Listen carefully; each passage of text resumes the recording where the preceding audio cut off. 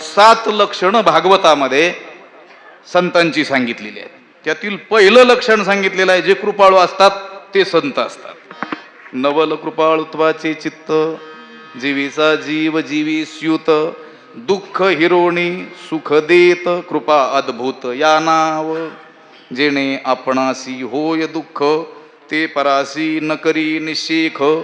जेणे आपणिया होय सुख, ते करी अवश्य प्राणी मात्रा या नाव. कृपाळुता हे पहिले लक्षण संता विठ्ठला.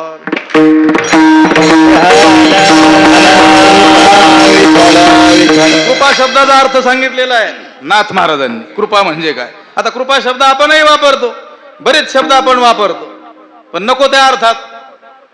आपल्या ताब्यात सापडून ते शब्द काय झालेले आहेत, अर्थ हरवून बसलेले आहेत. आपली त्यांच्यावर कृपा झालेली आहे. एक प्रकारे बरेच शब्द आहेत, आम्ही चिंतन करत असतो अनेक वेळेस.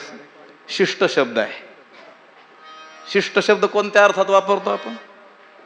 हा माणूस फार शिष्ट आहे. फुगीर माणूस कुणाचंच ऐकून घेत नाही, मनमानीच करतो. लोक काय म्हणतात, जाऊ दे त्याच्या कुठं नादी लागतात, तो काय आहे, फार शिष्ट आहे. आपण शिष्ट शब्दाचा तो अर्थ नाही ना. शिष्ट शब्दाचा अर्थ काय? श्रेष्ठ. येथील अंतरा शिष्टांचे अनुभव, किंवा ते नेसविल्या विन न पाहे शिष्टू जायसा का मायवणी पापी उघडी केली विपाई, ते नेसविल्या विन न पाहे शिष्टू जैसा. शिष्ट म्हणजे श्रेष्ठ पुरुष. शास्त्रामध्ये त्याची व्याख्या आलेली आहे.